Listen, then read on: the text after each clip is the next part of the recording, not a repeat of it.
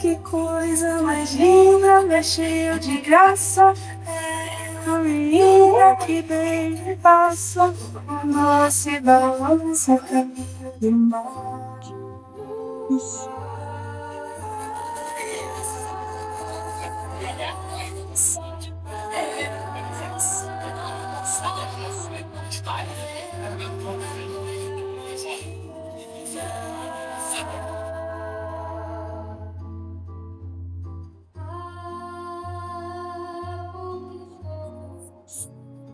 Bir biraz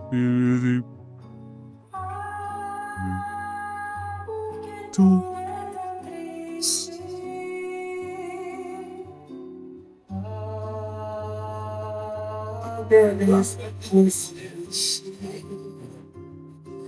A beleza que não é só minha, que também passa sozinha. Ah, se ela soubesse que quando ela passa, o mundo inteirinho se enche de graça e fica mais lindo por causa do olha que coisa mais linda, mais cheia de graça. É uma menina de vinhos e massa. Doce balanço uma força no corpo dourado do sol de praia. Sou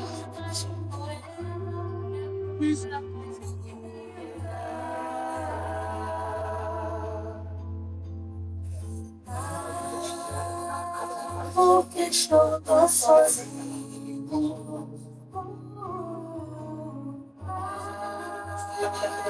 Porque tu é tão triste.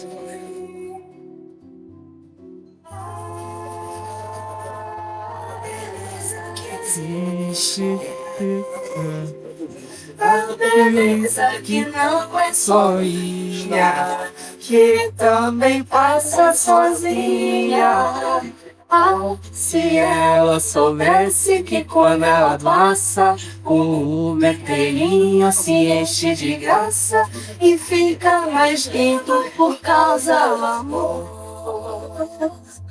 Por causa do amor. Por causa do amor. Por causa do amor. Por causa do amor.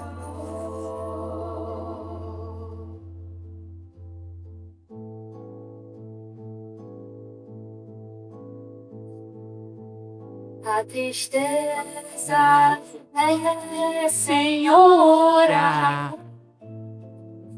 desde que são é assim. A lágrima clara sobre a pele escura. À noite a chuva que cai lá fora. Solidão.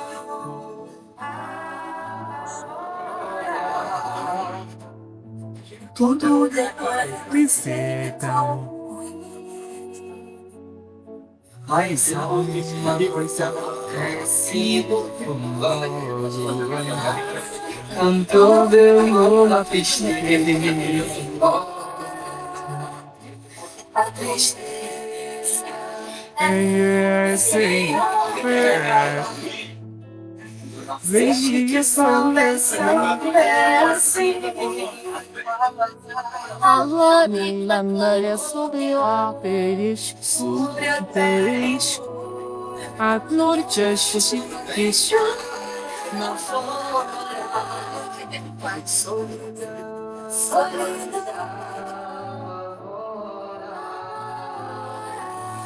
E que demorei ser tão. Mas alguma coisa acontece quando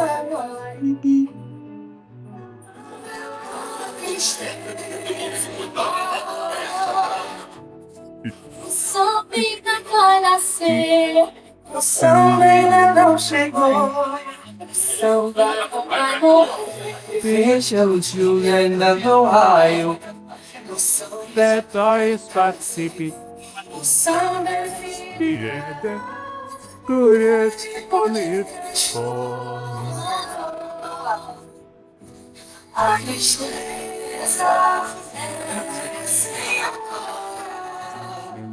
Amém. Dedicação.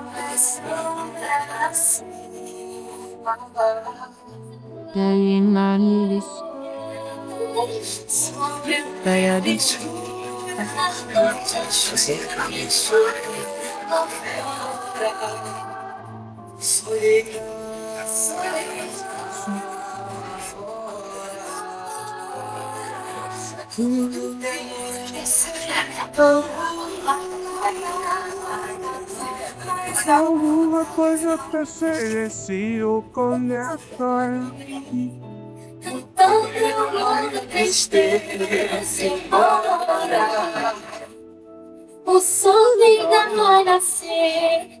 O sol ainda não chegou. O samba não vai morrer. Veja o dia em que eu raio. Emoção é pai do Brasil.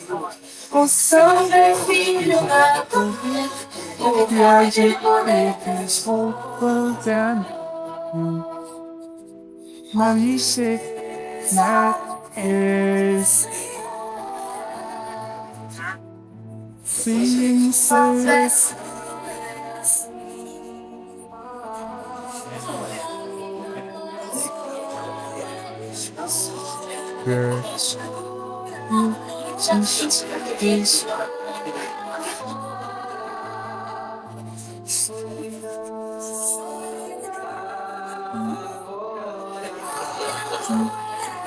Tudo demora certo. Mas alguma coisa acontece quando vai conseguir. Tristeza embora.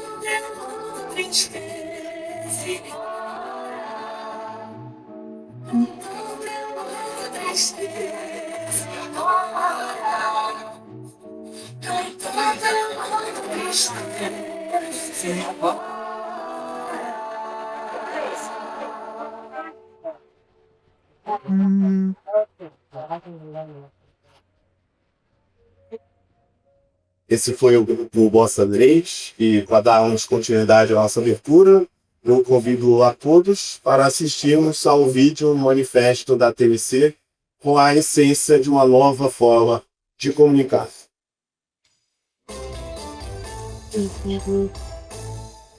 Existe um ponto que nos une. Nos une a verdade. Que nos une a confiança. Onde nós somos ao que nós podemos ser. Um ponto que une o saber Perdão, e o vou passar mais aqui, escutar. não. O entender e o fazer. O sonhar com o realizar. Esse ponto é o ponto de vista. Que a gente tem do mundo e de nós mesmos. O ponto que ilumina com o que a gente sabe o caminho que queremos seguir. Ter um ponto de vista é resultado de quem somos. De quem entende o ponto do outro. Que liga os pontos para chegar em um ponto adiante. Esse ponto separa quem avança de quem fica. Separa quem sabe de quem não sabe. Quem sabe o que aconteceu tem um ponto. Quem não sabe, dorme no ponto. Seu ponto de vista mostra muito de você. Se você entende o país, o mundo, o mercado, a cultura, o comportamento, as tendências. Entender tudo isso te leva a um outro ponto de vista e de vida. O que importa não é o ponto em que você está, mas em que ponto quer chegar. E para chegar lá, você já tem um ponto para começar. Você precisa ter informação que importa pra você, de um jeito que você goste de saber e compartilhar. E se importa pra você, é isso que a gente vai te dar. Transamérica agora é TMC, T de tradição, Tendência, transparência, transformação tradução, E de melhorando, madurando, modernizando, mobilizando, C de conteúdo. conectado, consolidado, cultivando, crescendo com você. Entre em sintonia com essa informação que importa. Quem sabe, escuta. Transamérica agora é TMC. Quem escuta, sabe.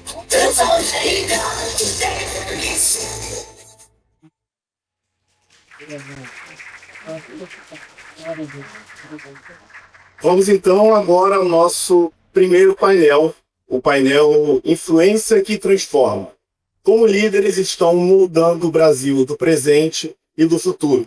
que reúne lideranças do setor público e privado para discutir como decisões estratégicas estão impactando o desenvolvimento do país. Para essa conversa, convidamos Júlio Lopes, deputado federal, presidente da Frente Parlamentar pelo Brasil Competitivo, Adriano Pires, economista e sócio-diretor do Centro Brasileiro de Infraestrutura, também Marcos Vinícius Ataíde, presidente global da CUFA, Alexandre Nogueira, presidente da Light,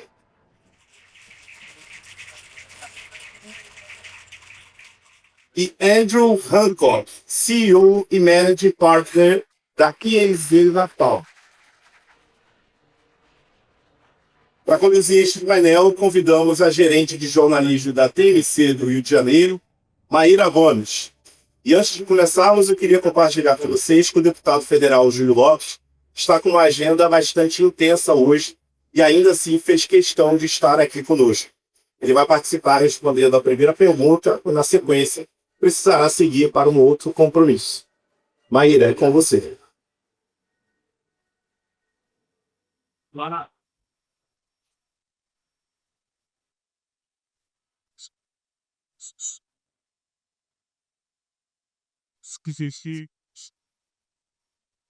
E a todos.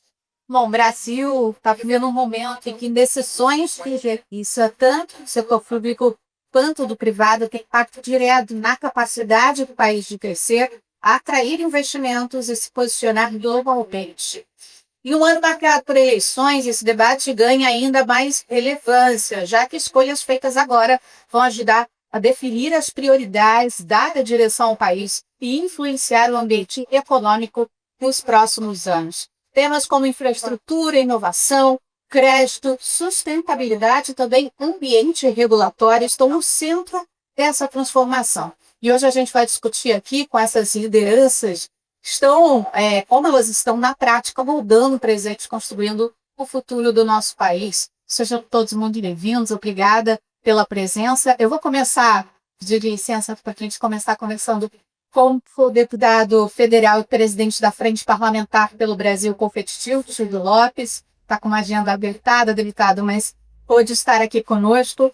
E queria começar te pedindo para comentar, porque o Brasil já avançou, né, nessa questão da reforma tributária, mas ainda tem muito desafio pela frente. Queria que você começasse comentando para a gente de que forma que o Congresso pode atuar nessa simplificação do ambiente regulatório, também reduzir essa insegurança jurídica do país, a melhorar esse ambiente de negócios do Brasil e de que forma que a Frente Parlamentar pelo Brasil Competitivo pode contribuir nesse objetivo. Bem, muito bom dia a todos. Eu quero dizer que quando o nosso programa convida, não é um convite, é uma intimação, como a gente brincava, eu e o Alexandre. Quero cumprimentar o Andrew, dizer que é um prazer grande estar contigo aqui. Dizer que só nos reunir num ambiente bonito e extraordinário como esse, já é meritório de todo aplauso, de todo reconhecimento. Quero cumprimentar aqui o Flávio, o Burco, Cezinha, meu amigo querido, que me aproximou aqui do lado do João. Dizer a vocês que eu estou no meu 5º mandato de deputado federal, sempre buscando a simplificação do Brasil, a desburocratização do Brasil. E nós fizemos avanços importantíssimos. Eu não sei se vocês sabem, mas a nossa saúde pública brasileira tinha no SUS 365 milhões de números para controlar 215 milhões de brasileiros. Nós, com o nosso projeto CPF, Número Único da Saúde, Número Único do Brasil, que fizemos durante toda essa nossa vida parlamentar, finalmente agora, o ministro Padilha, aliás, eu quero reconhecer aqui os esforços do ministro, conseguiu erradicar esses números.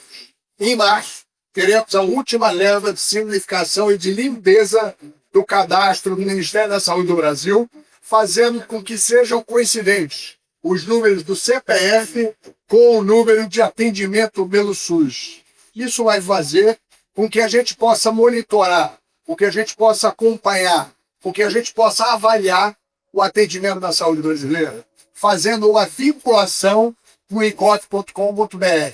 Eu não sei se vocês sabem, o igot.com.br é uma das ferramentas de administração mais modernas do mundo, que ajudei muito a desenvolver, porque hoje tem todos os brasileiros lá com dupla identidade digital. É muito importante a gente saber que os 570 mil médicos brasileiros estão todos lá com a identidade da sua face e a identidade dos seus dedos. E que por isso agora vão poder passar a fazer as receitas digitais e digitalmente acompanhadas e assinadas digitalmente. Porque, receitas analógicas assinadas analogicamente somem, não tem rastreio, não tem monitoramento e encarecem a saúde do Brasil.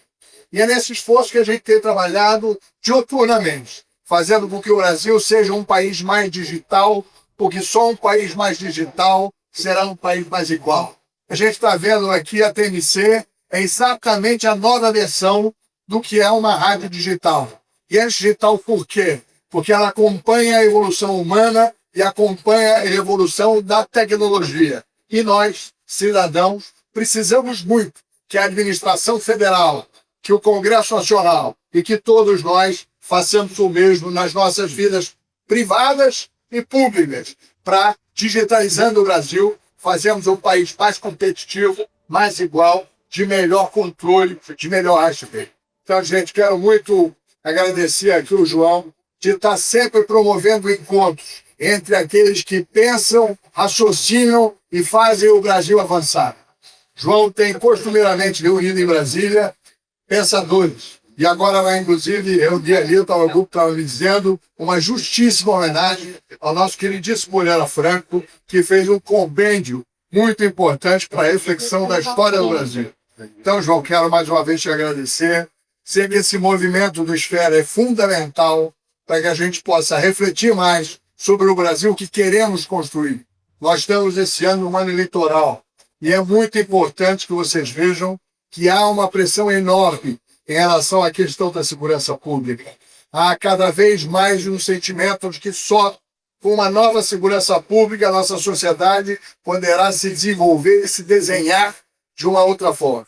E é nessa hora em que vocês têm que ter ainda mais cuidado na seleção dos seus candidatos, nas suas opções, porque tem muita gente, muitos agentes públicos e muitos políticos sendo cooptados pelo crime organizado no Brasil, que avançou desordenadamente e grandemente, como todos nós sabemos aqui. Então, eventos como esse e possibilidades que homens públicos possam se transbordar, possam mostrar suas ideias e seus compromissos, são muito importantes para a gente avançar. Eu pedi para estar um pouco mais cedo aqui, a gente tem diversas posses em Brasília, eu estou a acompanhar a posse do ministro dos Esportes, e à tarde, às 15 horas, eu no observatório da CNI presido uma reunião muito importante que criei agora e que é muito importante dividir com as senhoras e com os senhores. É uma comissão chamada Brasil Legal. O que é isso? Eu não sei se vocês sabem, nós gastamos 500 bilhões de reais de impostos que não arrecadamos. Não sei se sabem, mas acompanham, mais de 55% de toda a energia distribuída pela Light e gerada no Rio de Janeiro é furtada. E quem paga isso são os senhores e as senhoras. Quem paga a sonegação de 62,5 bilhões de reais na indústria do combustível do Brasil são os senhores. Eu falava com o Flávio, se a gente resgatasse 20%, 30% do que se sonega na área de combustível, não era necessário. O governo hoje está fazendo uma nova MP subsidiando o diesel em 1,12, o diesel nacional, e 1,54, o diesel internacional. Se diminuir a sonegação e a pirataria, vamos avançar enormemente. Portanto, Brasil Legal, uma opção de legalidade ao país. Muito obrigado, desculpa ter delongado. Obrigada, universidade. Estava Similos, para poder ficar com a gente até o final, né? Mas agradeço muito a presença aqui no nosso evento prestigiando o Conecta TMC. E essa simplificação, né, de processos, essa transformação tecnológica, ela passa diretamente pela evolução do país, pelo desenvolvimento do nosso país. A gente vai falar um pouco mais, né, sobre o que a gente já avançou até agora e o que é necessário. E agora, conversando um pouco com o Alexandre Nogueira, presidente da Light, obrigada por estar aqui conosco, Queria falar um pouquinho dessa área de infraestrutura, especificamente, né, do setor elétrico, saber, Titi, qual é o impacto dessa infraestrutura energética no desenvolvimento do país, como é que ela pode auxiliar no crescimento, no desenvolvimento da nossa economia. Alexandre, obrigada por participar. Bom dia a todos. Convite do Júlio aqui, convite do João não é um convite, é uma intimação, então não tem como estar aqui. Obrigado mais uma vez pelo convite e obrigado mais uma vez por promover eventos como esse no Rio de Janeiro, prestigiar o Rio de Janeiro, que precisa cada vez mais de iniciativas como essa. Andrew, tudo bem? Colega de painel de cumprimento. Pergunta muito oportuna, até pelo momento, né? Ninguém imaginava, cerca de um mês atrás, que o fechamento de um estreito ia mudar o mundo. E por quê? Porque todo mundo cai na realidade do como a gente precisa de energia, né? O fechamento de um estreito de 33 quilômetros de comprimento, ele simplesmente mudou completamente a lógica mundial, a lógica do petróleo, onde é a base energética mundial. Estou aqui com o Flávio, da Shell, tem a Light no setor de energia elétrica, a Shell no setor de petróleo, nós somos representantes do setor de energia, e quando olha-se o mundo, né, 4 bilhões de pessoas moram ali no Sudeste Asiático, China, Índia, Japão, Tailândia, Indonésia, metade da população mundial está ali. O restante do mundo está a outra metade. Quando você olha a lógica de energia, onde se tem energia disponível, você tem 4, 5 países com essa capacidade. Por quê? Porque energia, eu aprendi com o doutor José Luiz Alqueires, ex-presidente da Eletrobras, ex-presidente da Light, hoje o conselho da Light, energia não é um bem natural disponível na natureza. Energia ela é um bem secundário, ela passa por uma transformação. Então, a capacidade energética de um país ele demanda da sua capacidade de ter recursos naturais disponíveis, sua capacidade de transformação. Aí você pega assim, quem no mundo tem isso hoje? Brasil tem. Então, nós temos a dádiva, né? Como sabemos, o Brasil é um país abençoado por Deus, né? E nós temos a dádiva de ter petróleo, nós temos a dádiva de ter vento, nós temos a dádiva de ter sol, nós temos a dádiva de ter água. 11% da água mundial, ela está aqui no país. Então nós temos a dádiva de ter recursos. O que falta para o país? Falta ter, talvez, o resgate da sua capacidade de planejamento, que se perdeu ao longo dos últimos anos, e trazer esses investimentos para o país. O mundo está ávido para aplicar capital, estava pensando por Flávio aqui da Shell, está ávido para aplicar capital onde se tem esses recursos disponíveis, onde se tem marco regulatório e planejamento coerente. Então, depende da gente, para a gente melhorar o país e da gente ser o hub mundial de energia, porque aqui nós temos tudo que os outros não têm. Não sei se eu respondi essa pergunta, mas Sim, claro. pensando um pouco nisso. E só complementando, a energia nunca foi tão importante na vida da sociedade e hoje uma demanda imensa, né? Então eu queria colocar aqui, falando de mundo, mas também falando do Rio de Janeiro, a questão de data center. Não existe inteligência artificial, não existe mundo digital que não passe pelos data centers. Data center são os processadores de informação e armazenadores. Processadores e armazenadores. E eles só se instalam onde você tem capacidade energética confiável. Aí, muitos estavam se instalando no Oriente Médio. Tem gás barato, tem petróleo disponível, tudo isso. Acho que vão repensar, né? Então, vão repensar o hub, né? Que estão se instalando. Lá tem drone caindo, como o Emerson está falando, né? Drone de $25 mil, né? Então vamos repensar. Você olha o mundo hoje, o que os Estados Unidos está fazendo? Ele está botando os data centers debaixo do deserto de Nevada, debaixo das montanhas, fomentando a energia nuclear, fomentando o gás, fomentando o petróleo. Porque data center tem que ter confiabilidade, tem que ter segurança da rede de abastecimento. E aí o Brasil tem tudo isso. Basta a gente querer. Aí eu vou pegar uma causa do Rio de Janeiro, né? Essa cidade abençoada com Deus também, de tanta beleza, né? O Rio de Janeiro é o hub brasileiro, talvez mundial, onde chegam-se 3 cabos internacionais de gás, que é uma característica, e você tem confiabilidade energética. Então, aqui vai se tornar um hub data center. Isso é amplamente divulgado, o próprio prefeito, o governador Cláudio Castro, o governador Cláudio Castro também divulgava. Então, basta a gente querer, que a gente tem todas as capacidades para aproveitar esse momento mundial e falar o seguinte: venha para o Brasil, que ele tem tudo e mais, tem paz, não tem guerra aqui. É verdade. E o setor, como você bem contou, o setor energético passa diretamente, né, por essa transformação, inclusive tecnológica, né, e impulsionamento do desenvolvimento aqui do nosso país. Queria que você comentasse um pouquinho, Alexandre, sobre os desafios ainda de modernização desse setor, né? O que vocês estão enfrentando por aí para trazer esse setor da energia para esse novo momento, Paty?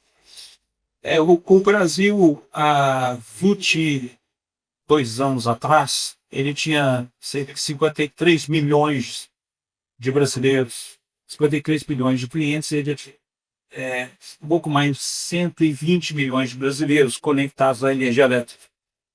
Hoje, 99,9% das casas do Brasil são conectadas à energia elétrica. Os 0,1% são áreas extremamente congínquas, sobretudo na Amazônia Legal, que serão conectadas, mas ainda não foram conectadas à rede elétrica. Ou seja, tem um pouco mais de 20 anos, a gente universalizou o Brasil. Então a energia chegou às casas. É o setor mais capilarizado que se tem em um país de extensão continental. Isso não é fácil. Qual que é o novo desafio? É levar qualidade. Uma coisa é você ligar. Uma outra coisa é você levar qualidade e disponibilidade energética. Então, quando você fala assim, olha, o Júlio não está aqui mais, mas o próprio Júlio outro dia me ligou, tem uma indústria querendo instalar aqui na região nossa, aqui no Vale do Paraíba, e está precisando de você guie. Não existe indústria se não tem energia. Não existe desenvolvimento se não tem energia. Não existe melhoria social se não tem energia. Então, onde que a gente vai daqui para frente? É melhorar essa capacidade nossa de levar qualidade para ponto, de levar disponibilidade. Isso certamente vai trazer o desenvolvimento econômico, o desenvolvimento social para o país. É isso que a Light está mirando, é isso que as distribuidoras de energia, com o novo contrato de concessão mérito também do Ministério de Minas e Energia, de renovar o contrato e, em troca dessa renovação, levar essa capacidade de melhor atendimento, de menor disponibilidade para ponto. Então, isso, para os próximos 10, 20 anos, a gente vai ter o Brasil. O Brasil para ligar, praticamente. E agora o consumidor, foi na ponta e demanda qualidade. Eu posso dizer que ninguém pode viver sem celular, não. Ninguém pode viver sem água, sem oxigênio e sem uma tomada, né? Sim. Sem tomada não tem celular. É verdade. Eu queria chamar o... Queria convidar o Andrew Hancock para se juntar à nossa conversa. Ele é CEO e Managing Partner da eCapital. Falar um pouco dessa questão dos investimentos, né? A gente tem um termômetro de como está em nosso país a partir dos investimentos que são feitos nele, a segurança para os investidores estarem fazendo seus investimentos aqui no país. E aí queria falar para você justamente disso, né? Esse fluxo não só de movimentação financeira aqui no país, mas também que vem de fora. E aí queria que você falasse um pouquinho qual é a sua visão hoje do papel do Brasil no mapa de investimentos, não só aqui dentro, né, mas também de forma internacional, e quais setores que você vê como primordiais nesses investimentos que vêm de fora, Andrew? Obrigado. Obrigada. Obrigado. Parceria, painel. E lá de bom para o convite, mais uma vez. É um prestígio de estar recebendo esse evento. Estar KS de eventos como esse. Muito legal que é ter esse apoiando. Rapidamente, eu não tenho essa alavancagem da Light, né? Essa popularidade, mas aí que é uma empresa extremamente pequena, a gente cuida de 6 famílias somente. Eu trabalhei 20 anos no Investment Bank, eu com 16 anos com a oferta de evento suíça, JP Morgan e Ver. Ontem aí que no final do ano passado, a gente cuida de 6 famílias, porque essas 6 famílias somam mais de 9 patrimônio total. São extremamente relevantes, setor de mineração, óleo e gás, saúde do país. Acho que respondendo a pergunta, o mundo hoje passa por um processo extremamente relevante. A gente falou por fim de partícula, falou de energia, que obviamente o layer de inteligência artificial ele vai impactar todos os setores. Naturalmente, a gente pensar que há 2 anos atrás, quem tinha instalado o seu celular, o seu computador, um cloud, um ChatGPT, eu tenho certeza que a gente já conhecia, né? Naturalmente, o Brasil deve ter um mapa com um grande indivíduo fluente em tecnologia, fluente e naturalmente a adoção iniciante nessas tecnologias, né? Pouca gente sabe que o ChatGPT, você não falou isso, inclusive recente, agora na BSV lá em Palo Alto, o Brasil é o segundo mercado no mundo do ChatGPT. E aí a Cláudia está avançando, né, da Antioch em cima do ChatGPT, também crescendo muito, investindo no Brasil. Primeiro embaixador da Antioch aqui na América Latina fica no Rio de Janeiro. A empresa se chama Tyco, The AI Company of Rio, fundada por amigos nossos lá do Instituto 12. Enfim, só trazendo um pouco da responsabilidade e da relevância brasileira nesse novo futuro. Acho que a gente está vivendo muito o início do que foi a internet, o início do que foi aquele boom lá na década de 90, da criação dos notebooks, da interação do ser humano. Que é preocupação, né? Quantos desempregados a gente vai ter, qual o impacto disso no dia a dia. E naturalmente vai ter vencedores, vão ter perdedores. Eu acho que o Brasil tem uma oportunidade enorme de se posicionar como um grande vencedor. Como falou ontem o Alexandre, a gente tem o segundo grid mais limpo do mundo, né? O Brasil tem 85% da sua energia renovável, você tem 60% hydro, os outros 20%, 5% solar, eólica e biomassa, fora do potencial do petróleo, explorar nosso solo e, obviamente, águas profundas aqui no Brasil. A PetroRio, uma empresa carioca, a Shell instalada na cidade também, que isso é muito bem representado. Pouca gente sabe também, é importante mencionar isso, a gente trouxe um grupo de 20 dos maiores alocadores de capital do mundo para uma visita ao Brasil, São Paulo e Rio de Janeiro.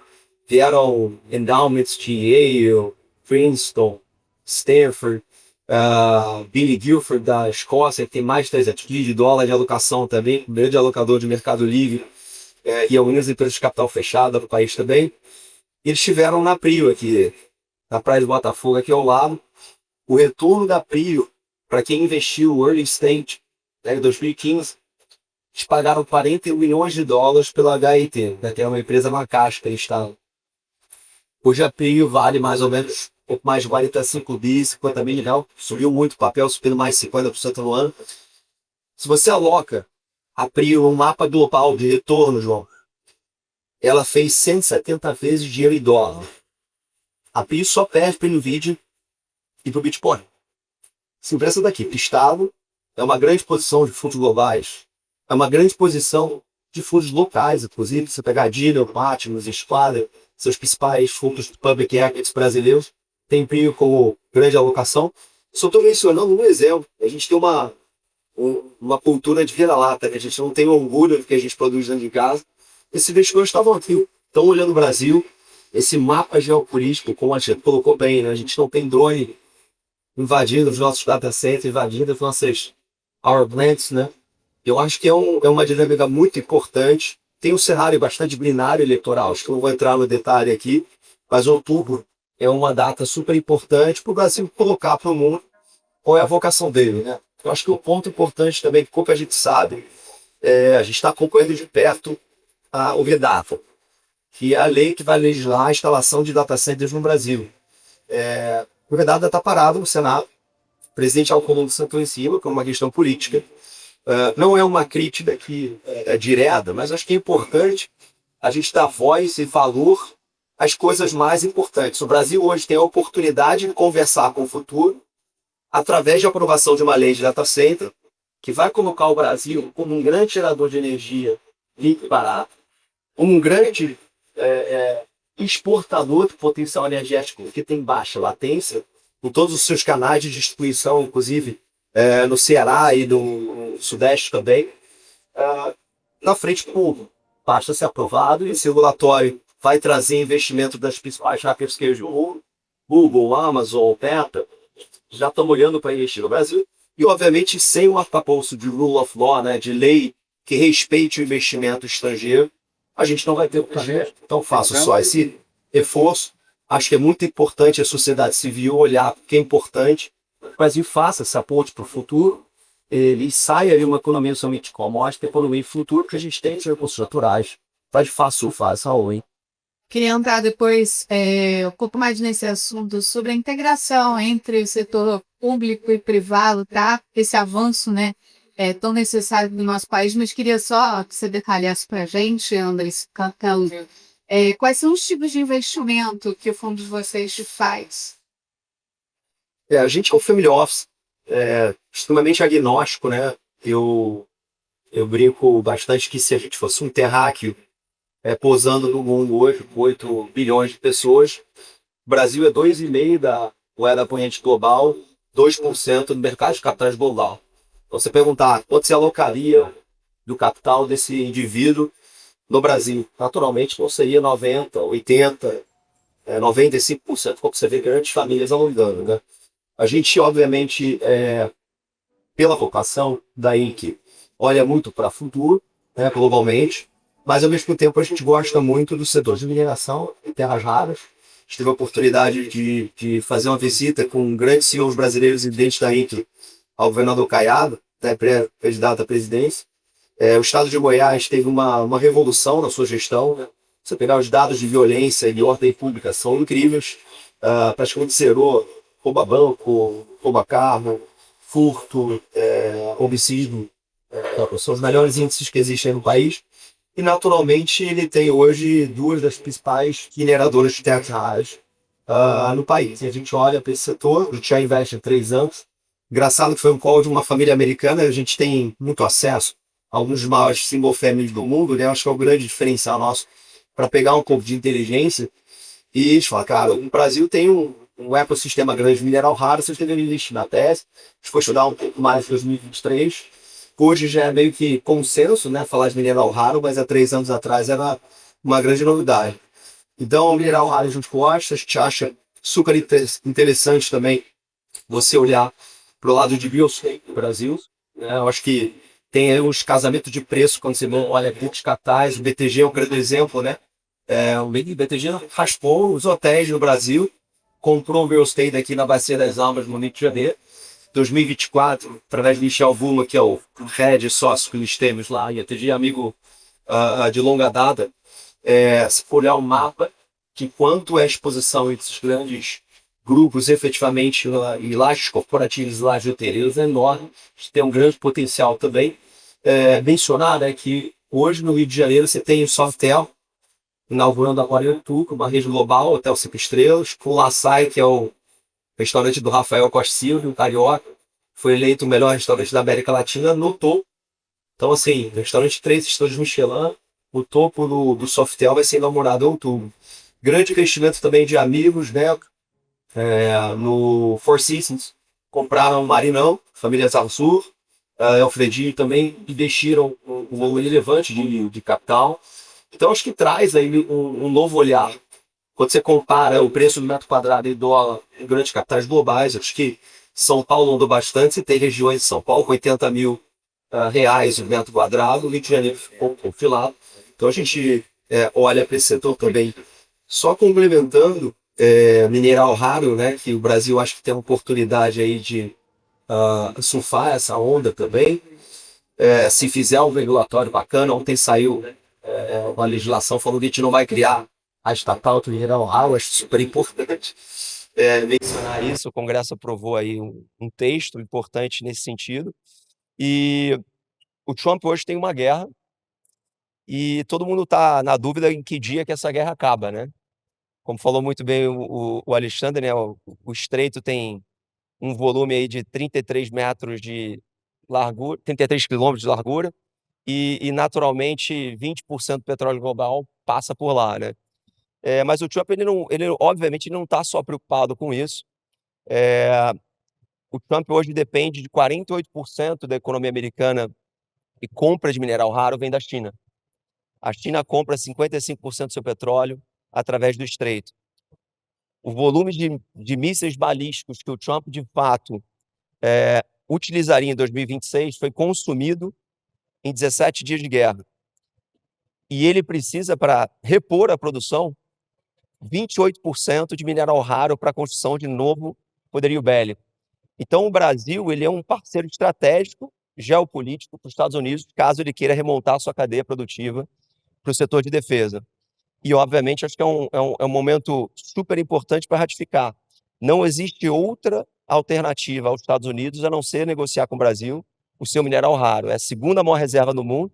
A China produz e manufatura 90% do mineral raro global e detém a maior reserva. O Brasil detém a segunda maior reserva, manufatura menos de 6%, é irrisória a nossa produção, mas pode chegar a mais de 40%. Então, acho que isso é um dado importante para o olhar macroeconômico e setorial aqui no Brasil.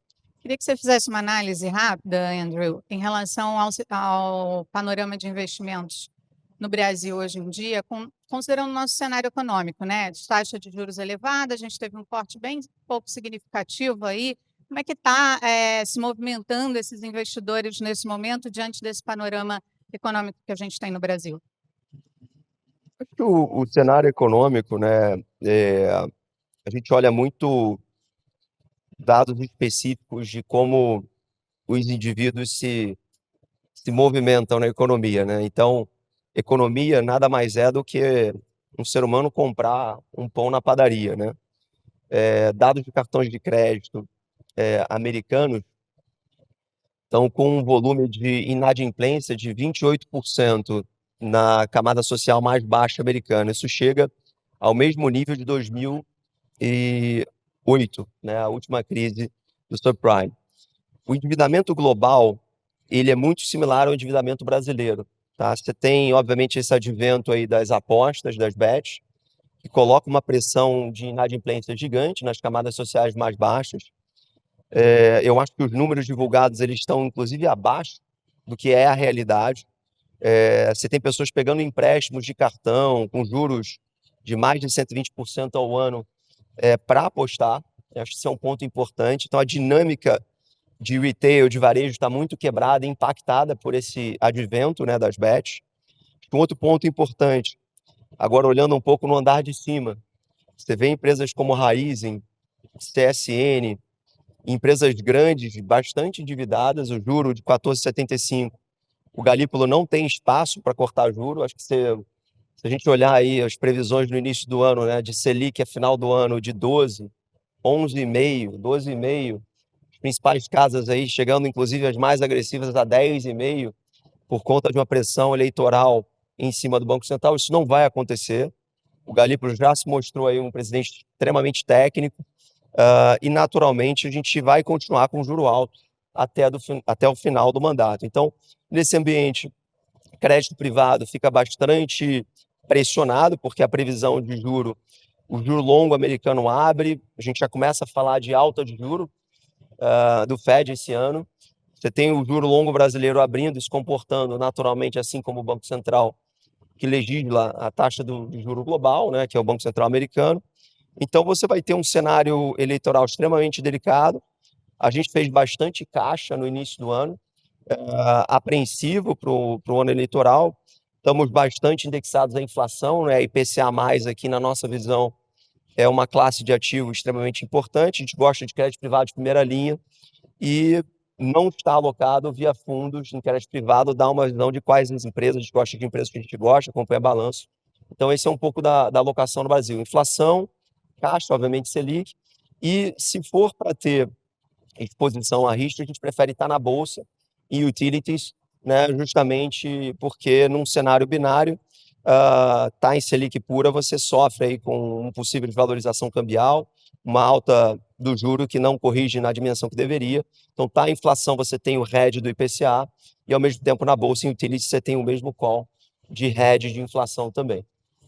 Obrigada, Andrew. Eu acho que deu para a gente entender aqui nesse painel um pouco sobre as riquezas que o Brasil tem, o potencial que a gente tem exploratório dessas riquezas, né? A evoluir em termos de tecnologia, mas também aumentar esse diálogo aí entre poder público e setor privado para a gente poder avançar ainda mais, atrair cada vez mais investimentos aqui para o país. Agradeço muito ao Alexandre Nogueira, presidente da Light, por ter conversado aqui conosco hoje, o Andrew Hancock, CEO e Managing Partner da Inc. Capital, e também ao deputado Júlio Lopes, que precisou se ausentar um pouco antes. Diga. Posso quebrar o protocolo, João? Quero fazer uma pergunta para o Alexandre, aproveitar aqui. Como é que você vai, de fato, Alexandre, como é que você encara, se você pudesse compartilhar com a gente, a questão de inadimplência na Light e como você encara isso junto com o poder público, né? Porque tem uma questão de intervenção de força policial, efetivamente, em alguns cenários. Como é que você vê esse cenário para a Light e, obviamente, como investidor e apoiador da economia carioca, que eu acho que é legal ver a tua visão aí para enfrentar isso para o próximo ciclo. Bom, boa pergunta. Eu ia falar com ele aqui, ó. Tá faltando ele aparecer lá no book de acionistas da Light lá. Espero. Vamos ver se minha resposta aqui vai cativá-lo, né? Bom, eu tenho 25 anos no setor, conheço o setor de distribuição de energia, 22 anos, fiquei num grande grupo, onde contribuí bastante transformar empresas que não performavam, eram mal vistas no mercado de distribuição de energia, em empresas altamente rentáveis. E é essa a esperança que a gente vai fazer com a Light, tá? Porque o seguinte, a Light ou qualquer outra é uma concessionária de serviço público, juntamente com água, são os dois serviços públicos mais essenciais na vida das pessoas. Sem água e sem energia, as pessoas hoje não vivem. E o Brasil é um país muito diverso. Então, você tem no Norte e Nordeste um problema de pagamento de renda, onde, por exemplo, se você não tiver a tarifa social, você praticamente leva à inviabilidade econômica de todas as empresas de distribuição de energia e todo o setor, obviamente, tá? Você tem no Amazonas, no norte do país, uma questão de geração isolada a diesel muito forte. Então, o que eu estou dizendo é o seguinte, existem várias doenças por um país tão diverso e tão continental quanto o Brasil, que essas doenças elas já foram detectadas, diagnosticadas e medicadas. A questão da tomada de território é uma questão que está muito intensa no Rio de Janeiro, mas, infelizmente, está se espalhando pelo Brasil.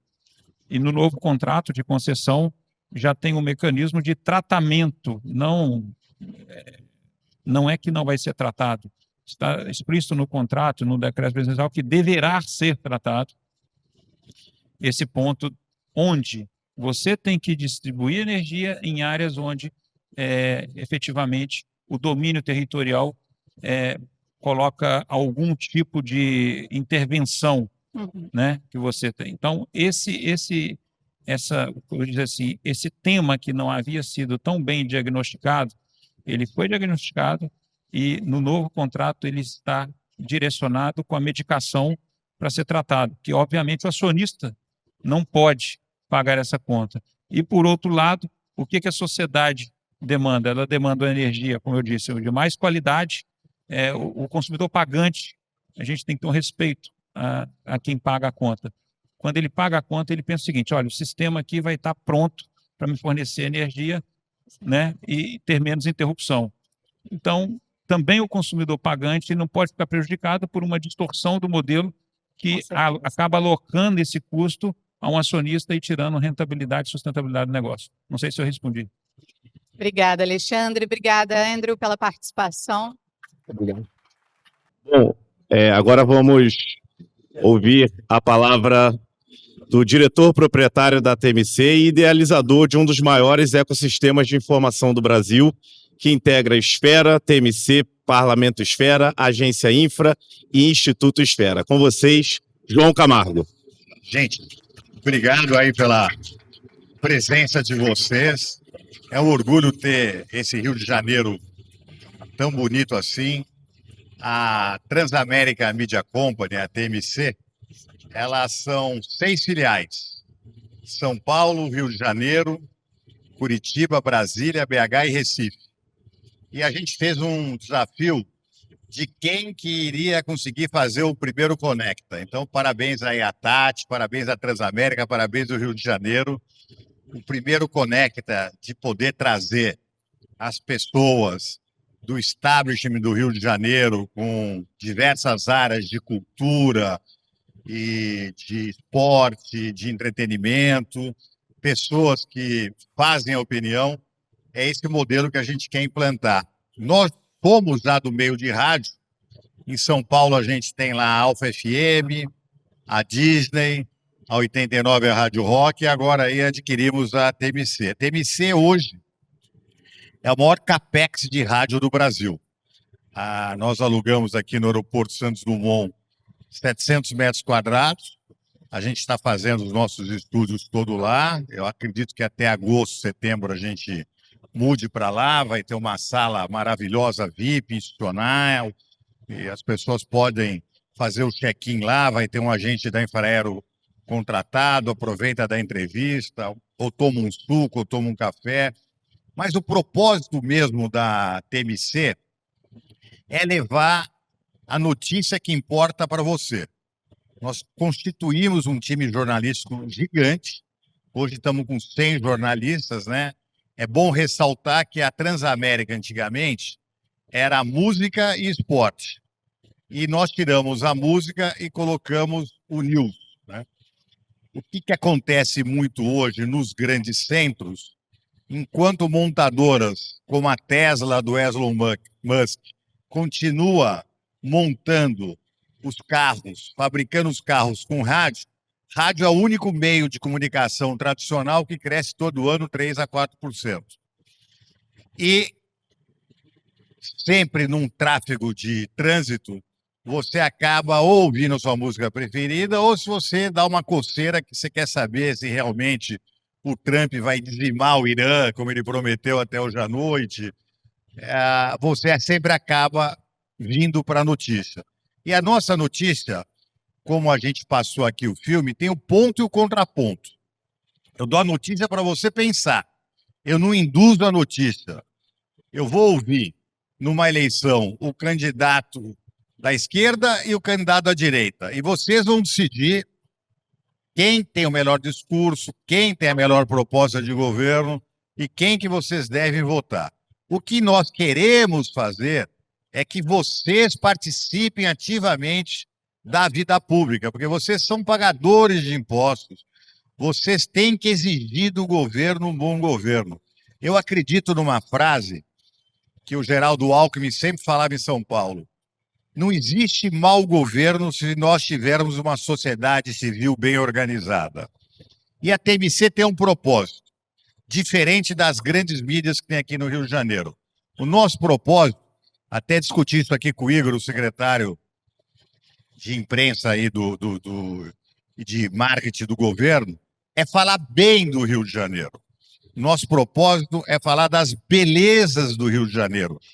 Nós não vamos massacrar o Rio de Janeiro. Você liga numa televisão global, você vê, olha, Rio de Janeiro matou tanto, bala perdida tanto. Não, nós só queremos falar bem do Rio de Janeiro. A gente quer falar das belezas do Rio de Janeiro, a gente quer dinamizar os investimentos no Rio de Janeiro, a gente quer otimizar o turismo no Rio de Janeiro.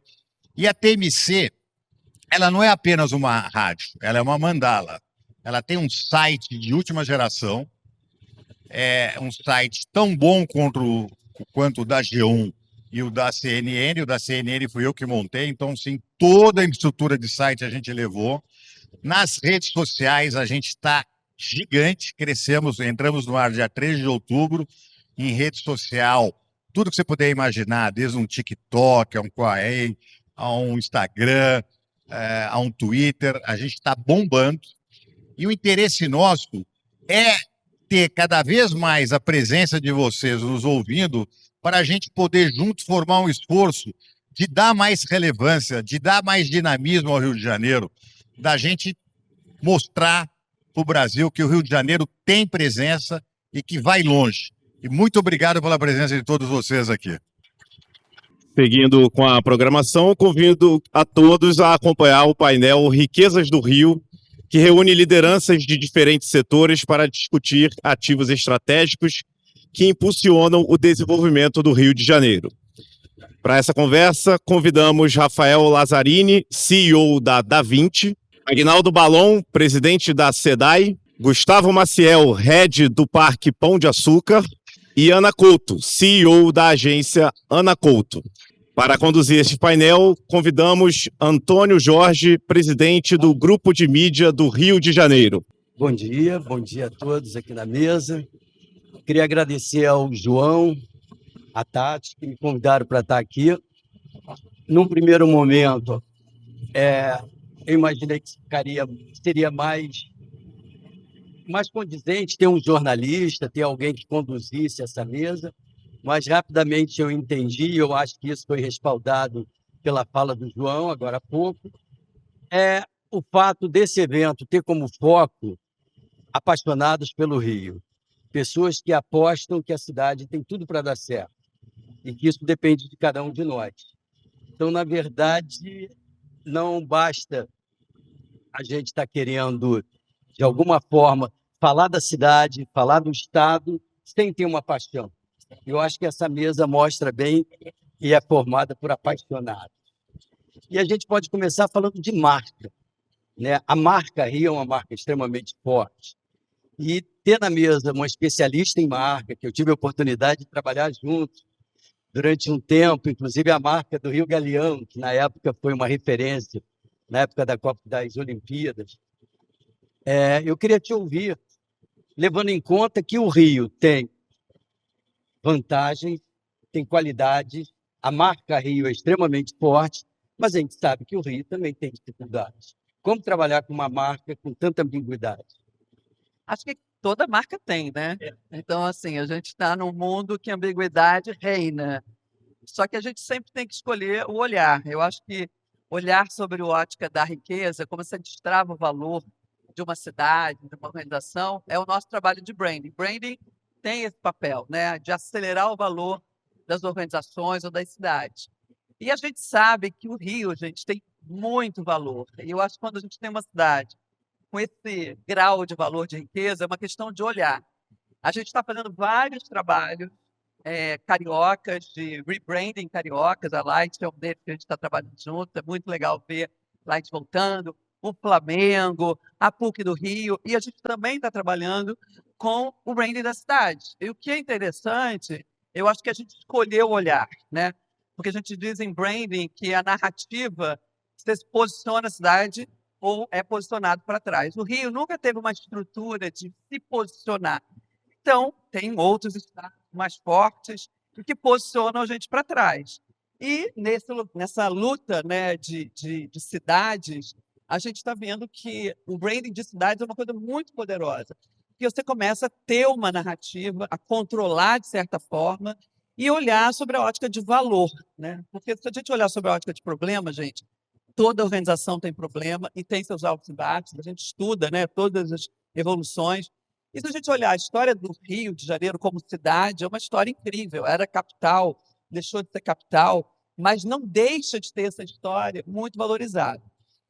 Eu acho que o João Moreira Salles, eu escrevi um livro sobre branding e ele fala uma coisa muito legal, que ele fala da Amazônia, que ele viu a Amazônia sendo, né, enfim, várias pessoas foram para a Amazônia, popular a Amazônia. E ele entrevista uma pessoa que tinha ido do Pará para a Amazônia e ele entrevista e fala, o que tinha aqui? Ele falou, aqui não tinha nada, né? O cara que chegou agora, o que tem? Então, assim, tinha a floresta amazônica, a maior biodiversidade do planeta. E a gente viu aqui no painel mais cedo, que a gente tem que escolher um olhar de valorizar, sair do olhar de escassez, que a gente tem muito no Brasil, tudo falta, para um olhar de abundância. A gente é um país de uma abundância incrível, desde mineração, a biodiversidade, a diversidade, a cultura. E se a gente escolher o olhar da escassez, a gente vai ficar sempre para trás. Está na hora da gente escolher o olhar da abundância, e o Rio tem de sobra. Então, Gustavo, a gente falar do parque, né, do bondinho do Pão de Açúcar, é referência. Você fala bondinho do Pão de Açúcar, é conhecido no mundo inteiro. Mas, na verdade, é muito mais do que isso, porque as pessoas não querem só a vista. A gente se impressiona, a gente fica realmente encantado, mas tem muita coisa por trás disso. E é importante você compartilhar com a gente o que faz hoje parte desse grande complexo, que é o parque, muito mais do que simplesmente o Pão de Açúcar.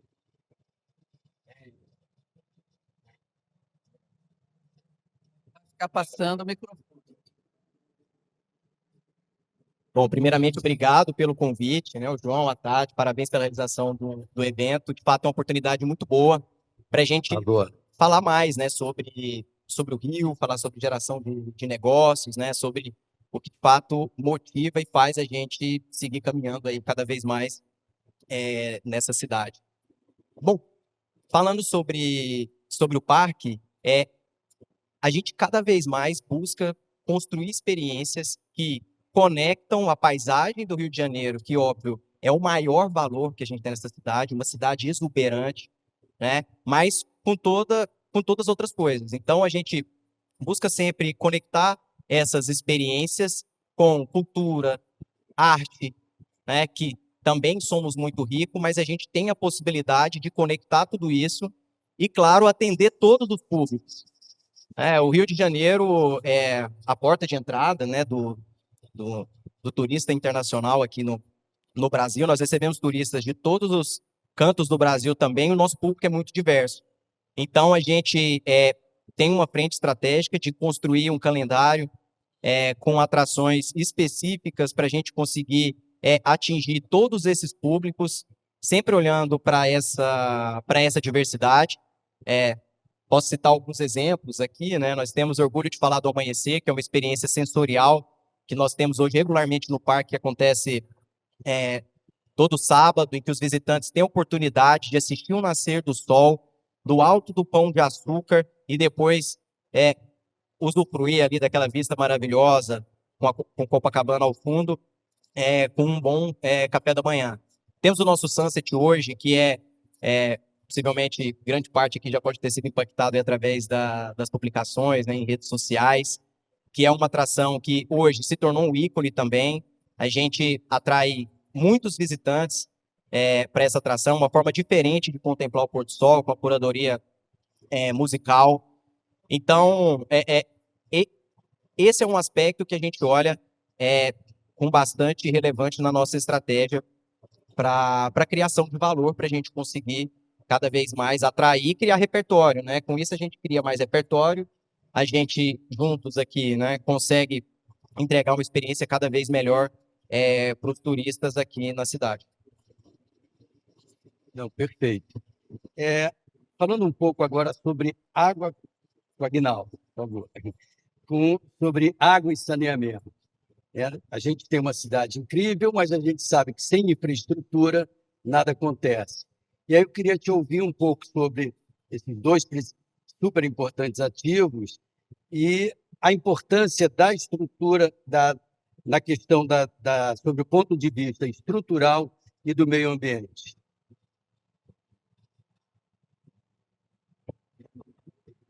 Bom dia a todos.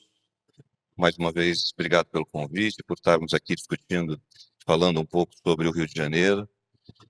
A Ana estava falando sobre valor, né? A gente, quando tenta criar uma marca e divulgar essa marca, a gente costuma falar sobre a valorização ou sobre o que a gente tem de bom aqui no caso do Rio de Janeiro. O Rio de Janeiro, ele é hoje o segundo polo consumidor do país.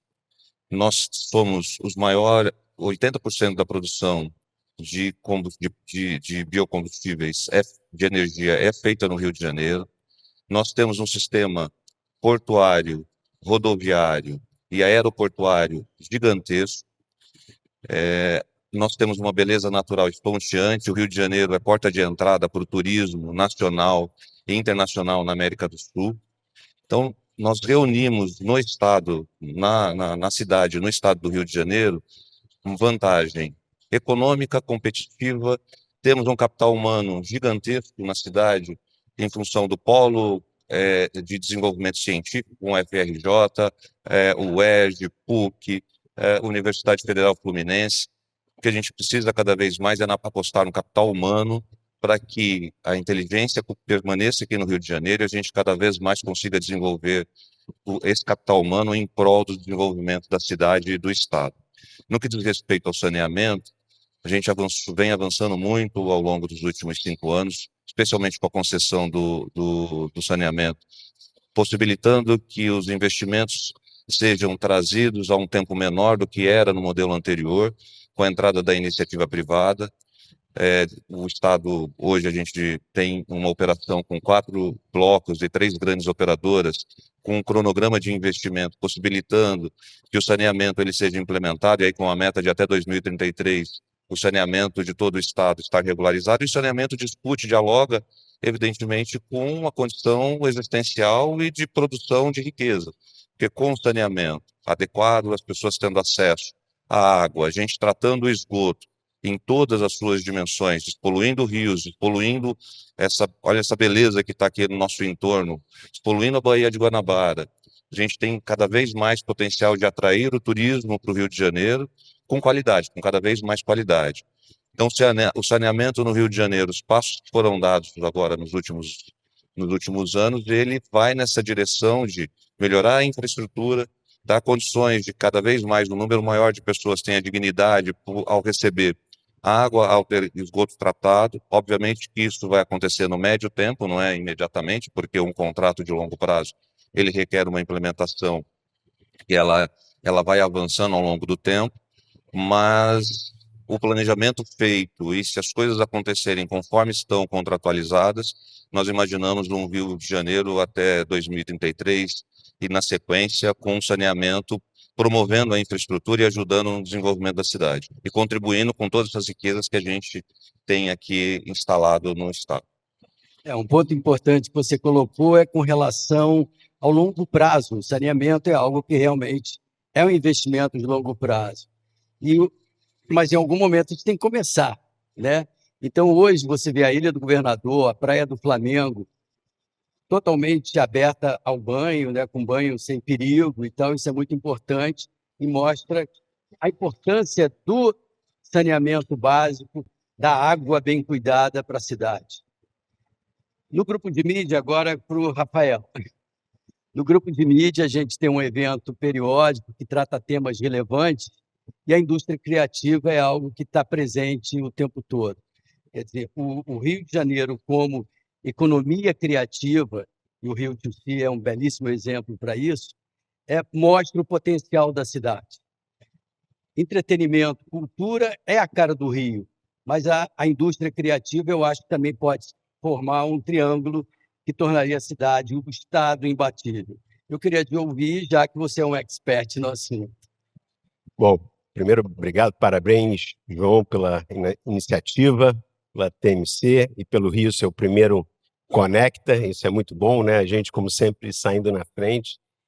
Eu vou pegar um pouquinho da fala até da Ana e do próprio João e do Aguinaldo. Eu acho que, na verdade, a gente não precisa inventar o Rio, né? O Rio já foi inventado, já tem tudo isso aqui. A gente precisa organizar o Rio, né? Eu acho que a gente tem que falar de planejamento de longo prazo, de uma visão contínua. Então, quando a gente fala de indústria criativa e de gerar pauta positiva para a cidade, né, e branding, nada entrega melhor do que soft power, né? Então, a indústria criativa ela é uma geradora sem fim de pautas positivas para a cidade do Rio de Janeiro.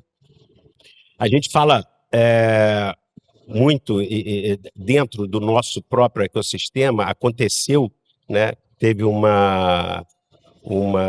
episódio que todos lembram, obviamente, né, a ação policial no Complexo do Alemão e tal, a cena muito forte, uma ação muito dura e necessária, né, governador? Eu acho que o enfrentamento da violência é uma necessidade, é um dos pontos né, complexos da nossa cidade, mas, paralelamente àquele momento, tinha um show da Dua Lipa acontecendo no Rio de Janeiro. E a Dua Lipa se encantou pelo Rio, e ela frequentou o Rio, ela não estava aqui só para o show, ela realmente foi para a roda de samba, foi para isso, foi para aquilo. Essa imagem, ela rodou o mundo, e ela, em segundos, abafou a outra imagem negativa que potencialmente poderia impactar a cidade. Então, assim, eu só estou dando um exemplo muito, porque é um exemplo, inclusive, recente, né? Mas quando você faz algumas ações estruturadas, a gente tem vários exemplos, né? O Carnaval do Rio de Janeiro, por si só, né, ele traz um reconhecimento da imagem do Rio global, né? O projeto do Todos no Rio, né, com Madonna, com Lady Gaga, esse ano com a Shakira, né, roda o mundo. São imagens que encantam o mundo e não, coincidentemente, a gente vê uma aceleração de turismo exatamente quando esses projetos continuam.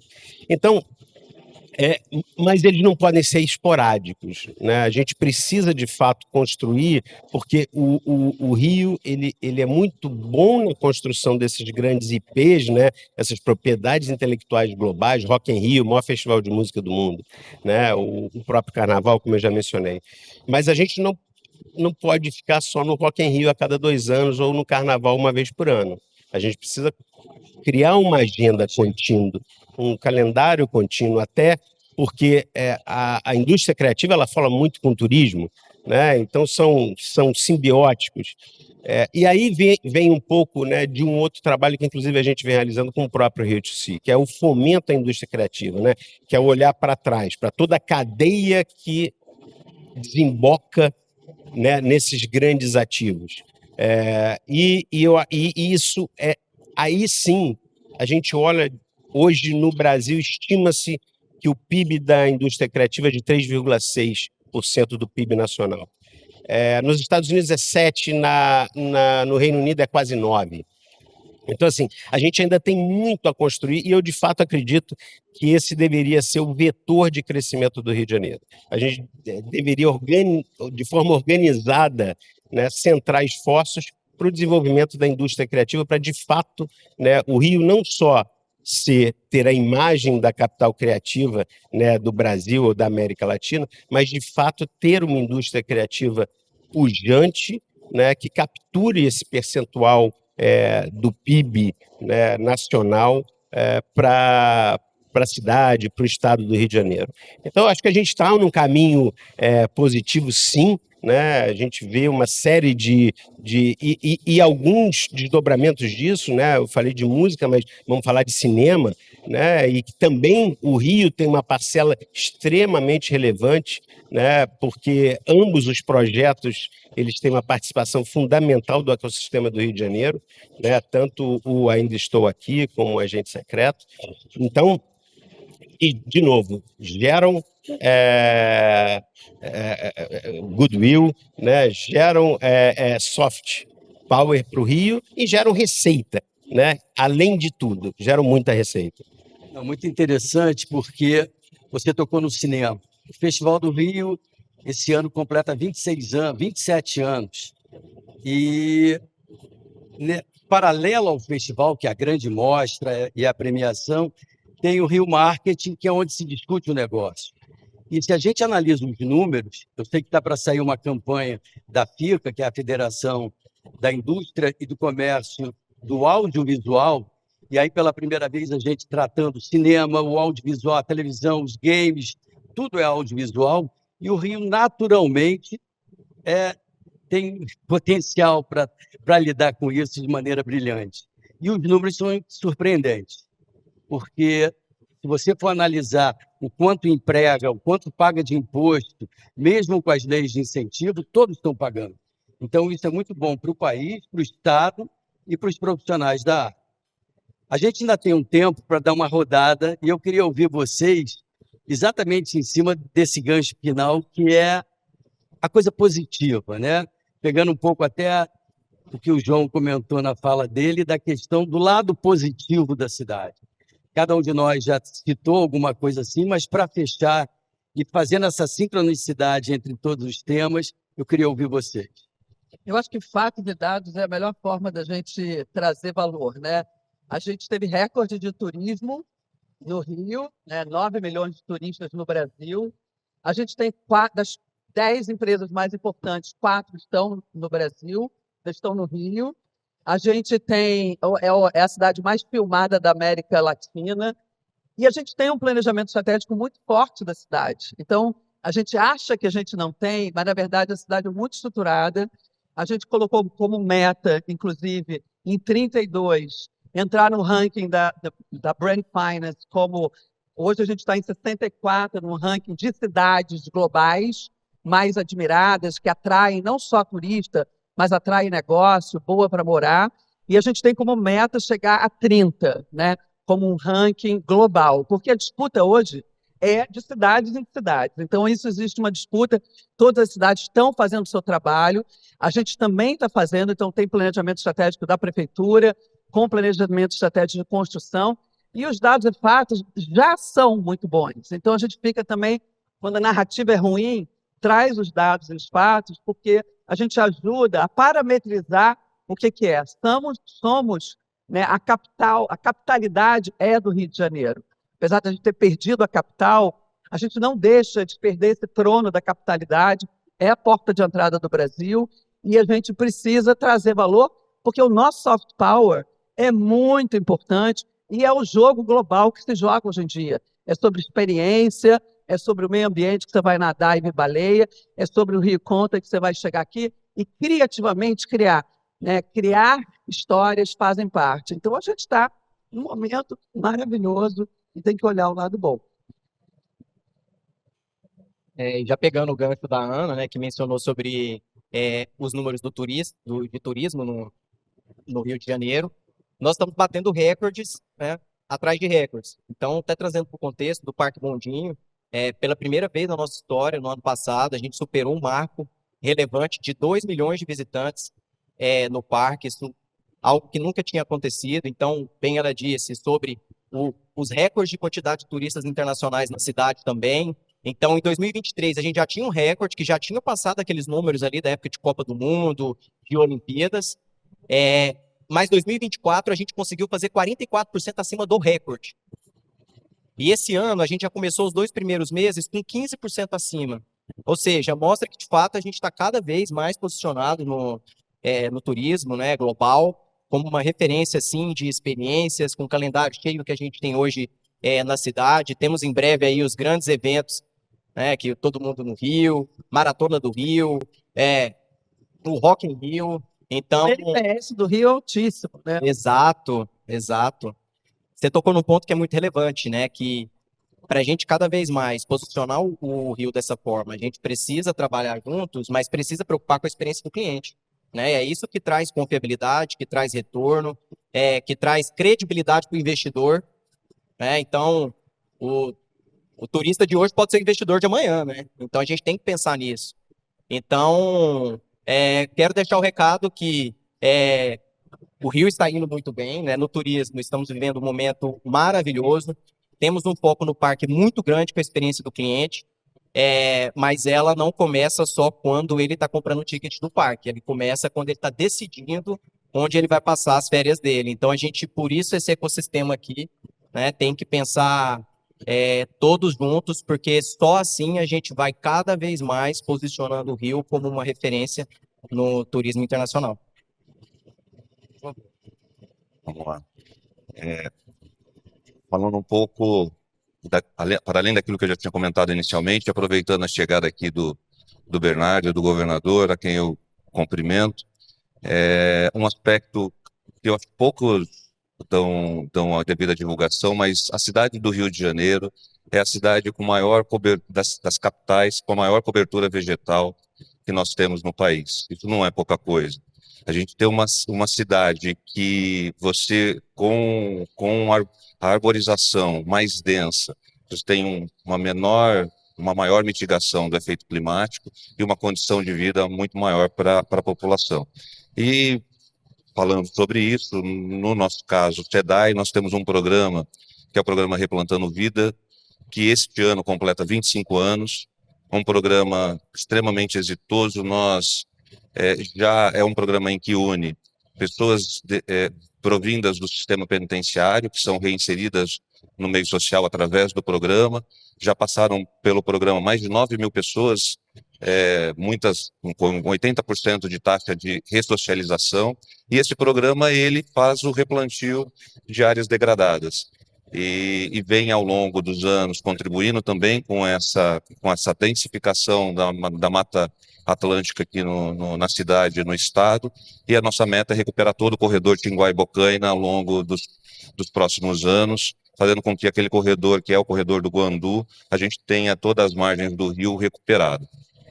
Falando ainda num aspecto positivo, que eu acho que para o futuro, né, o Rio de Janeiro, como eu tinha dito anteriormente, é o segundo mercado consumidor do país. Com a reforma tributária que está em curso, o pagamento do imposto vai ser feito no local de consumo.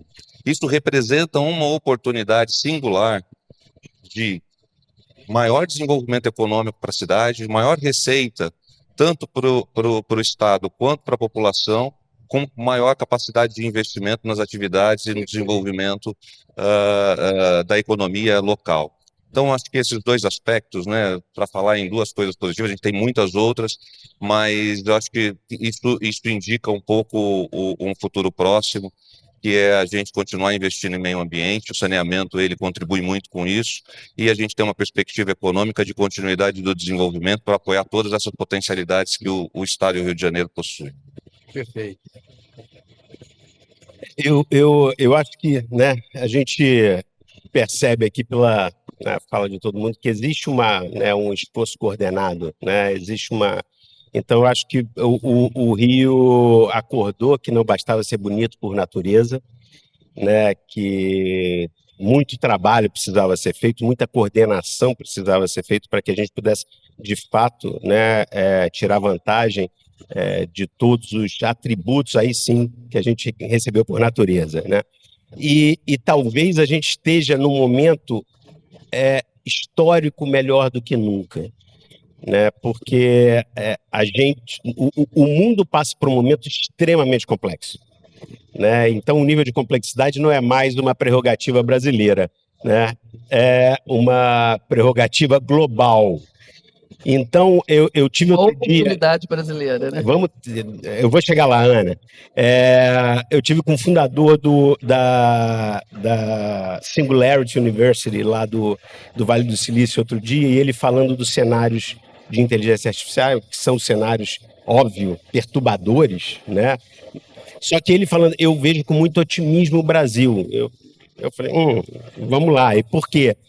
E exatamente pela complexidade do cenário, né? Então, as tarefas simples, elas vão ser muito facilmente automatizadas, né?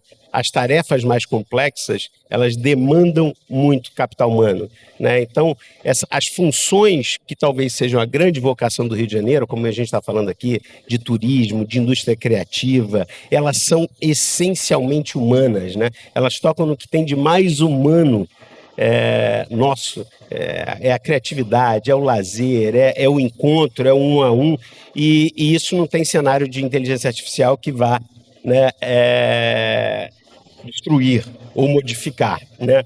Então, assim, eu acho que o Rio tem, sim, de fato, né, não só diferenciais competitivos únicos, mas ele tem um cenário de futuro que privilegia muito essas potências naturais que o Rio tem, né? Então, eu acho que, de fato, é um momento de organização, né, de trabalho, de promoção, né? É uma música para os nossos ouvidos, João, falar que a gente tem um veículo que vai pautar positivamente o Rio de Janeiro. Eu tive a oportunidade também no passado de fazer o Rock in Rio em Las Vegas, né? E Las Vegas é uma cidade muito curiosa, porque não acontece nada de ruim em Las Vegas, né? Ressaca, né? Só o copo cheio, nem ressaca você ouve, né? Porque eles até inventam um drinkzinho que você toma para curar ressaca. Então, assim, é só o copo cheio, né? Então, a lente é colocada no copo cheio, né? Na metade cheia, não na metade vazia. Então, assim, eu acho que isso também, né, é o elemento, né? Porque se a gente tem a criatividade que gera demanda, se a gente tem uma infraestrutura que viabiliza, né, se a gente tem o turismo que monetiza tudo isso, a gente tem o branding, que é feito via comunicação, que é o que amplifica toda essa história, né? Então é muito importante que a ponta, né, esse branding e essa mensagem que a gente passa para fora seja uma mensagem de um Rio pujante, de um Rio positivo, né, de um Rio do futuro. Não, perfeito. Eu acho que essas duas rodadas deixam claro o quanto essa conversa poderia levar mais tempo. Quer dizer, a gente realmente tem um tempo reduzido, mas mostra a potencialidade não só da cidade do Rio de Janeiro, mas como do Estado e os desafios que a gente tem. Então, fica uma provocação para todos vocês que estão aqui e todos mais que vão ser atingidos através da reverberação dessa conversa. Arregace a manga, venha para o Rio, tem muita coisa para a gente fazer juntos. Muito obrigado a vocês. Vamos agora ouvir as considerações finais de João Camargo e também do ex-governador do estado do Rio de Janeiro, Cláudio Castro. Bom, vou pedir aqui para o nosso governador dar uma palavrinha para fazer o encerramento desse evento. Agradeço mais uma vez a presença de vocês. Estamos juntos aí no Rio de Janeiro, com o Cláudio aí vai dar um encerramento para nós. Obrigado, governador. Obrigado, João. Excelente início de tarde a todos. Tantos amigos aqui hoje. Mas eu queria dizer que peguei aqui o finalzinho e eu saio daqui hoje extremamente feliz. Quando a gente ouve o que está todo mundo aqui exaltando, o que está todo mundo celebrando, eu me recordo, João, do meio de 2021, onde a realidade era completamente diferente. O Rio saindo da pandemia, o Rio, hotéis vazios, aeroporto quebrado, serviços quebrados. E nós tomamos uma decisão naquela ocasião, e lá já com Gustavo Tuturga, enquanto secretário estadual, que nós investiríamos no turismo. E a primeira coisa, ainda que muito criticado, foi chamar o setor hoteleiro para conversar.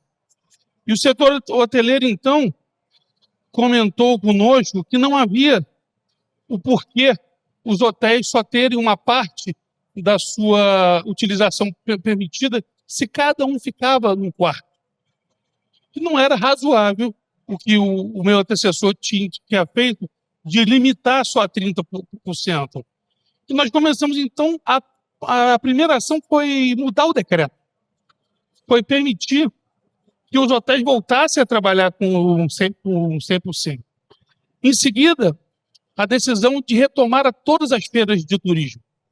O pessoal fala, você está gastando dinheiro no final da pandemia ainda? Eu falei, mas o Rio será um processo de retomada. As pessoas, eu ouvi alguém aqui falando, que a tomada de decisão da onde vai, ela é muito antes da própria viagem. Se a gente não começasse a incutir na vida e na cabeça das pessoas a ideia de visitar o Rio de Janeiro, não seria depois que tivesse voltado, retomado, que as pessoas tomariam essa decisão. Então, na época, contratamos no primeiro ano o Diogo Nogueira, no segundo ano o Mumuzinho, e no terceiro ano o do Nobre, e contratamos dele um espetáculo Rio de Janeiro. E toda a feira de turismo, nacional ou internacional, terminava com um show Rio de Janeiro. Um show que cantasse as belezas do Rio. E fizemos isso por 3 anos consecutivos. Depois, não adiantava falar em turismo sem ter atividade. O turismo não se faz por si só. Às vezes eu vejo o ex-presidente agora da Embratur falando nós fizemos. Só quem investe em cultura e esporte no Rio de Janeiro é o governo do Estado. É a melhor lei de incentivo do Brasil, a única que é 100%. Mas ela tinha uma desvirtuação, porque ela permitia que os grandes produtores tomassem todo o valor da lei. E a lei tinha virado, na prática, uma lei só de eventos pagos, inclusive. eventos como Espanta e tantos outros que eram cobrados e que, além de tudo, ainda tinham lei de incentivo. E nós fizemos a ação de democratizar isso, limitar um valor da lei de incentivo e abrir para aqueles pequenos fazedores de cultura, para que eles também, no âmbito da economia criativa, que também foi dito aqui, para que eles também tivessem acesso à lei de incentivo. Inclusive, terminando com a obrigatoriedade para pequenos valores de serem usados CNPJ, poder ser no próprio CPF. Então, hoje você vai numa comunidade, tem a sua roda de funk, tem a sua roda de samba, tem a sua roda de pagode, tem a sua roda de capoeira. Por exemplo, nós temos hoje o João Fonseca, que é o nosso menino prodígio. O projeto dele esportivo é financiado pelo governo do Estado. Retomamos eventos que já estavam indo embora e outros que já tinham ido. Mundial de surf, mundial de skate, pré-olímpico de vôlei. Agora tem uma Copa do Mundo de futebol feminino. Isso tudo gerou no Rio de Janeiro, como estava falando aqui, um grande calendário. Não só de carnaval. Carnaval esse, aliás, que nos 2 últimos anos, o governo do Estado, João, é o principal financiador. Os eventos, todo ano, os eventos, Shakira, todo ano o governo do Estado também é o principal patrocinador. Além disso, nós tínhamos que mostrar algo que era importante, que era a segurança pública. Eram 8 bases do programa Segurança Presente. Hoje são 70 bases. Aí a grande maioria delas pela capital. Aonde eu vou, eu encontro as pessoas falando: nossa, eu nunca vi o Rio tão policiado. Nossa, eu nunca vi tanta gente. Isso não cai do céu. Agora até tem que elogiar, a prefeitura resolveu fazer alguma coisa, até porque foram 6 anos sem investir em nada da Guarda Municipal, botou 600 homens. Legal. Numa escala de 24 por 72, são 150 por dia. A Polícia Militar são 43 mil homens. Mas ajuda. Ajuda. Tudo que não atrapalha, ajuda. Você tem que ver a escala, né? Falam em 600, você acha que são 600 todo dia. Mas na escala 24 por 72, que é a escala deles, são 150 por dia. Muito diferente da capacidade do governo do Estado. Eu não tenho dúvida, João, que nós estamos colhendo resultados de uma agenda para o turismo, da agenda ambiental. Nós temos praias como Botafogo, Flamengo, Urca, Paquetá, que estão próprias para banho depois de mais de 25 anos impróprias. Outro dia saiu uma matéria, se eu não me engano, no jornal o Globo, falando que a praia do Flamengo e de Botafogo era o novo Caribe. E eram praias conhecidas como praias de cocô. Isso tudo com um trabalho feito pela concessão do serviço de saneamento. Concessão essa, aliás, que já botou água nos últimos 3 anos na casa de 1 milhão de pessoas que nunca tinham tido água em casa. Então, o que o Rio de Janeiro vive hoje, no ano de 2024, foram 1 milhão e 400, o recorde histórico era 1 milhão e 400 mil turistas estrangeiros. E ano passado foram 2 milhões e 200 mil turistas estrangeiros. Sem Rock in Rio. Sem Rock in Rio. Esse ano já está 15% a mais e explodiremos muito mais ainda, porque, além de tudo, será um ano de Rock in Rio, será um ano de Copa do Mundo de futebol, sem nenhum grande evento internacional. Não era ano de Copa, não era ano de Olimpíada, não era ano de Rock in Rio, e nós batemos todos os recordes. Então, não tenho dúvida, João, que isso é a colheita de algo que começou lá em 2021. Enquanto tem gente que investe na feira de tecnologia do português, que legal, uma feira bacana, o Estado do Rio de Janeiro investe na Rio Innovation Week. O maior patrocinador da Rio Innovation Week é o governo do Estado. A prefeitura patrocina o português, a gente patrocina o carioca. A gente investe, hoje a feira já está convidada para fazer em pelo menos 3, 4 locais diferentes, e em breve será um brand importantíssimo a Rio Innovation Week, como é o Rock in Rio. Então, acho que tudo isso, João, é fruto de um grande investimento, de um governo voltado para o turismo, mas não voltado para o turismo enquanto uma caixinha. Eu tenho turismo aqui, o que eu vou fazer? Não, não, não.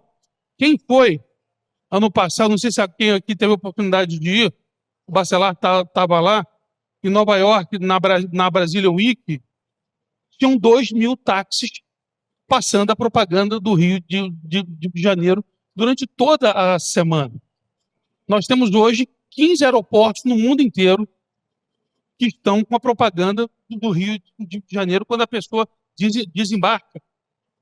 Eu acredito, João, que essa é uma política, em primeiro lugar, assertiva, segundo, de ciclo virtuoso, não é só uma ponta ou outra, são todas as pontas que a gente vem trabalhando. E esse resultado que o Rio de Janeiro hoje colhe é um resultado que eu não tenho dúvida que é fruto desse investimento que começou lá em 2021, na decisão dos hotéis, na decisão de voltar às feiras de turismo. Todas as viagens internacionais que eu fiz, um dos dias, eram com os operadores de turismo local. Fizemos isso em Orlando, fizemos isso em Paris, fizemos isso em Londres, fizemos isso na Espanha, em Barcelona. Eu me reunia com os agentes de turismo local. Nós fazíamos uma tarde para eles, com churrasco, caipirinha, feijoada. Os agentes ficavam enlouquecidos, porque são eles que vão vender os pacotes depois. Então, não tenho dúvida, João, que ouvir isso aqui é a certeza que o caminho foi bem trilhado, bem traçado.